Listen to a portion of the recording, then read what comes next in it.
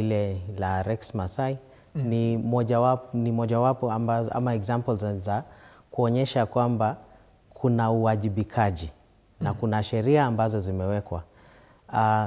Sasa wao tu ni sehemu ndogo ukilinganisha na vifo, majeraha, uharibifu wa mali na pia wale walio tekwa nyara na kwa njia ya nguvu, na kuna wale ambao na kuteswa, kunyanyaswa, na kuna hadi wa sasa kuna wale ambao hawajulikani walioko. Sasa uwajibikaji kwa serikali lina maana kwamba wale ambao wameathirika wote kwa jumla wanadai haki yao. Mbona wanadai? Ni kwa sababu serikali ndio ina wajibu wa kuhakikisha kila mmoja anapata haki yake na pia anaweza kupata ile ulinzi.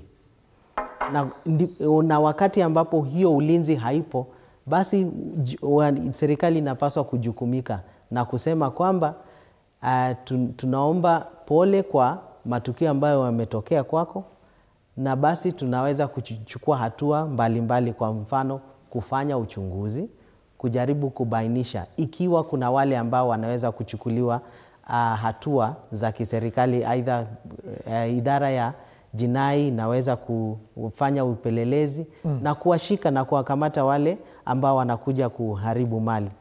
Ikiwa hawawezi, basi kuna wale ambao serikali inaweza kutoa amri ya kwamba wale ambao wameathirika waweze kutoa ripoti mwanzo, wajulikane ni akina nani, kiwango ambacho wameathirika, na basi waweze kutoa mwelekezo, kwa sababu kuna sheria ambayo inaitwa Victim Protection Act, ambayo mtu yeyote ambaye ni victim wa aidha mchafuko ama tukio fulani ako na haki ya kudai kusema, mimi basi nipate fidia kutokana na uharibifu wa mali, kutokana na vifo ama majeraha ambayo nimeweza kuyapata. Kuna wale ambao wamepata ulemavu kutokana na maandamano wa mwaka jana, na hadi wa leo bado wanadai haki.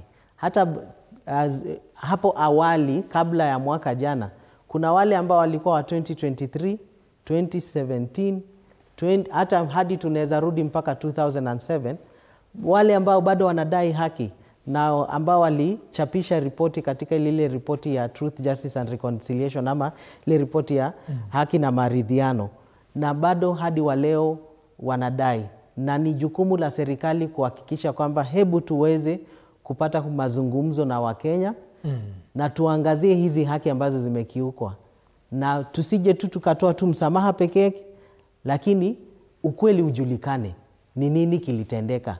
Na ni jambo la maana kwamba Wakenya waweze kujua, na after kujua waweze kutambua, kwa sababu kuna yule mtu ambaye ameathirika ambaye anajua ni mtu fulani na fulani ambaye alisababisha hii, ama ni askari fulani alisababisha hiki.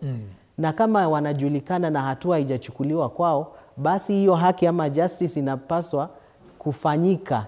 Wale watu ambao wamehusika kwa njia moja au nyingine wachukuliwe hatua. Alafu pia basi ndiposa hapo ndio tuweze kuzungumzia pia fidia. Serikali inaweza kuamuru kusema wanaweza kutoa fidia kwa njia moja au nyingine. Na tumeona pia viongozi wetu wa kisiasa wakitoa wito huu kwa serikali kusema hebu tuzingatie haki za hawa, tuone jinsi ambavyo wale ambao wameathirika wanaweza kusaidika, kwa sababu hii haki ama yale mauchungu ambayo hawa wanapitia wakati huu hayatafunikwa tu na kusema yamepita sasa na wacha tuangazie mambo ya mbele, manake hayo mauchungu ndio yataweza kuleta cheche zaidi. Na wakati ambapo tunaelekea mfumo wa kisiasa tena, utaona kutakuwa na cheche na yale malalamishi yatazidi kuchipuka katika nchi hii, na ni la maana sana tuweze kuyazingatia. Yule mtu yeyote ambaye ameathirika aweze kuona jinsi ambavyo anaweza kupata haki yake, na pia serikali ichukue njia, kwa sababu walijua, kwa mfano jana baada ya kupewa notice mbalimbali katika sehemu hii ya kwamba kunaweza tokea mvurugo, manake askari amefanyiwa training na mafundisho mbalimbali jinsi ambavyo anaweza kukabiliana na wale ambao wanaandamana. Na sasa swali lingine ambalo tungependa kujua ni je, askari hao walipewa vifaa vya kutosha? Walipewa mafundisho ya kutosha? Walipewa yale briefings za kutosha wajue watafanya vipi, ama ilikuwa kiwango kipi? Mnajua askari wengi waliamka asubuhi na mapema sana waka block njia mbalimbali. Je, kwa sababu kuna wale ambao ilisemekana kwamba ni kama hata walimaliza vitoa machozi, na tuliona katika sehemu zingine watu walizidi nguvu, na baadhi ya maaskari tuliweza kurekodi jana tukio 8 za askari ambao waliumizwa vibaya kutokana na maandamano ya jana, na hao ni watu ambao ni wahuni ambao waliweza kuchukua hatua kwa ya sheria kwa mikononi mwao. Na jambo hili tunalikashifu na tunasema kwamba hata wale walinzi wa usalama wako na haki zao. Ya kwanza ni kuhakikisha kuwa wanapoenda pia haki zao ziwe zimelindwa, ndio waweze kufanikisha kazi itendeke kwa njia ambayo wanaweza kulinda wenzao, manake wao pia ni wenzetu na ni Wakenya kama sisi, wana familia, na wanapoathirika pia familia zao zitakuja kulalamika kusema haki zetu pia zimeweza kukiukwa. Naam. Brian, umemsikiliza vizuri pale Elijah akijaribu kuelezea kwa mapana na marefu kuhusiana na tukio hili la jana. Na ningependa kusikiliza kutoka kwako kwa sababu upo katika chama tawala. Mbona inakuwa vigumu kwa serikali kuwajibikia